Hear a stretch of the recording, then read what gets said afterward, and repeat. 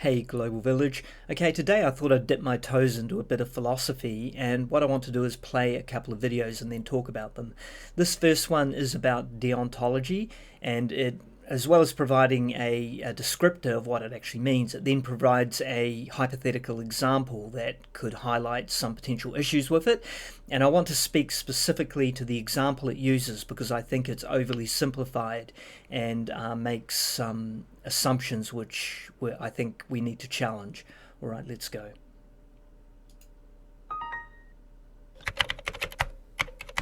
Deontology. Deontology is an ethical theory that uses rules to distinguish right from wrong. It is often associated with philosopher Immanuel Kant. Kant believed that ethical actions follow universal moral laws, such as don't lie, don't steal, don't cheat. Deontology is simple to apply. It just requires that people follow the rules and do their duty. This approach tends to fit well with our natural intuition about what is or isn't ethical. Unlike consequentialism, which judges actions by their results, deontology doesn't require weighing the costs and benefits of a situation. This avoids subjectivity and uncertainty because you only have to follow set rules. Despite its strengths, rigidly following deontology can produce results that many people find unacceptable. For example, suppose you're a software engineer and learn that a nuclear missile is about to launch that might start a war. You can hack the network and cancel the launch, but it's against your professional code of ethics to break into any software system without permission. And it's a form of lying and cheating. Deontology advises not to violate these rules. However, in letting the missile launch, thousands of people will die. So, following the rules makes deontology easy to apply. But it also means disregarding the possible consequences of our actions when determining what is right and what is wrong. Okay, so there are actually quite a number of things that were wrong with that little scenario that was played at the end, or at the very least need to be challenged and qualified. So the first thing is that there seems to be an implication that you are guided by a completely self-consistent set of rules that you just follow slavishly. So I would say that you need to ask yourself straight off the bat, where did these rules come from? And that points us towards the can of worms that relates to whether morality is objective or subjective. Now, I'm of the view that morality actually is subjective to the human condition, and that's not necessarily a criticism of morality. I think it's just honestly a statement of fact. Morality is essentially a human construct, and that doesn't discredit it or make it a bad thing. It's just a fundamental aspect of who we are, and is therefore necessarily subjective to the human condition.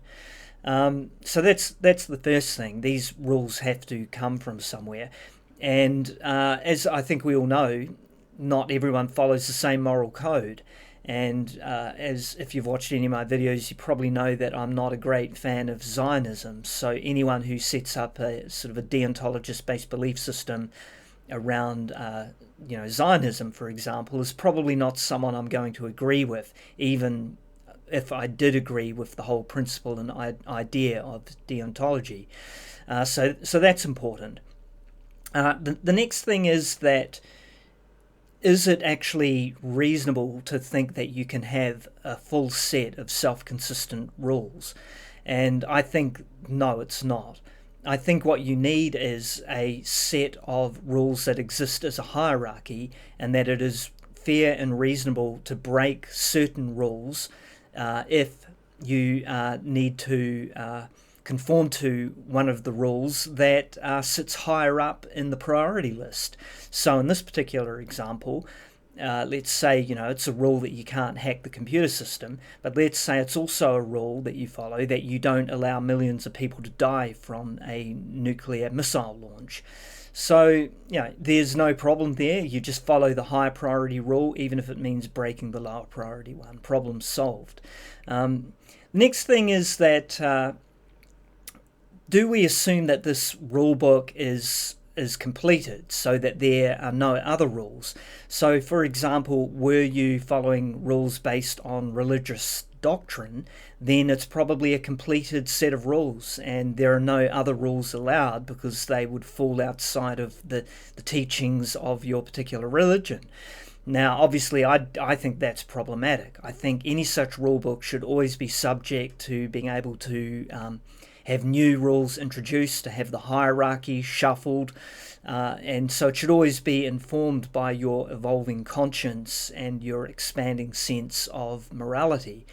Yeah, I mean, at the end of the day, morality is constantly evolving, and we can see that from how it has changed if we look back early in human history to where we are today. Clearly it's different, and so therefore we have every reason to believe that it will continue to be different as humanity continues its journey.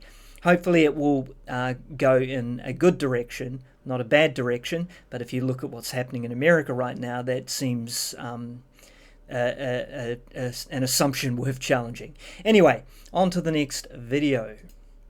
So this video is about the trolley problem, and it is a little bit related, but there was just a couple of points here that I wanted to share. I guess it's a little bit relative to just how I think about certain things, and I'm not necessarily saying I'm right, but it's just a perspective you may not have considered. All right, let's go.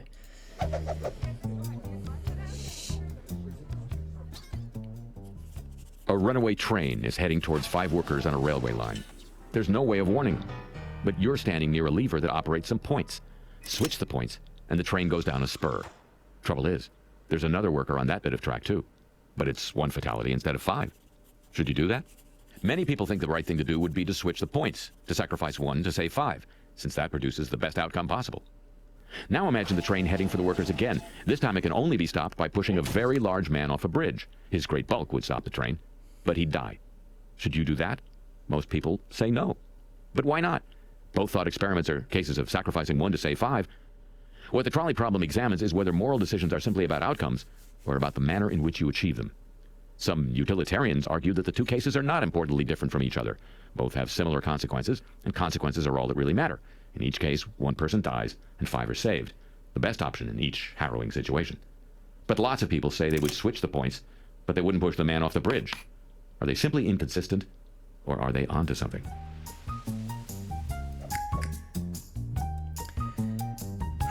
Okay, so where do we begin with this one? So first of all, I actually find myself in agreement with the utilitarian in as much as I don't see any substantive difference between pulling the lever and pushing the man off the bridge.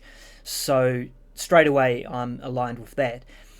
You could also argue, however, that I'm also a little more aligned with deontology in that I would not have chosen to pull the lever nor push the man. And that would seem to indicate that I'm sort of slavishly following a rule rather than considering the consequentialist point of view that there is a net positive by pulling that lever or pushing that man. So I want to challenge actually why my view is not necessarily purely a deontologist perspective, and it's actually more about considering that we are basing our choice on is actually incomplete information, because doing a simple head count is not necessarily going to give you moral clarity in the way that you might think it is. And we can consider that by the following hypothetical. Let's consider that the 5 people in the trolley were all actually convicted murderers, and that furthermore the guy on the train tracks or the guy you're about to push off the bridge is actually on the verge of discovering a cure for cancer. So in that particular context, the best outcome very clearly is not to push that man off the bridge and not to pull that lever. That despite the fact that based on the available information you have, it would seem to be the best choice. And that sort of relates to that whole saying, you know, that the path to hell is often paved with good intention. So you may think you're making the right choice, but it turns out that you actually weren't. And it would seem almost that your principles around just being guided by the deontologist perspective seems like the safer option, in as much as don't assume that you are an all-knowing, all-seeing God, and understand the exact outcomes of your actions, because maybe you're not as all-seeing as you think you are. That's all I had to say on that. I mean, at the end of the day, these terms, deontology, consequentialism, they're not, they're kind of artificial labels, and they do categorize ways of thinking and basic principles that you may follow and live by, but they're not, you don't have to enslave yourself to one particular principle and then exclude yourself from the other one because you dogmatically have committed to this particular belief system. I think we have to kind of challenge ourselves a little bit more by that and not be captured by specific ideologies and definitions. Anyway, Bendy out.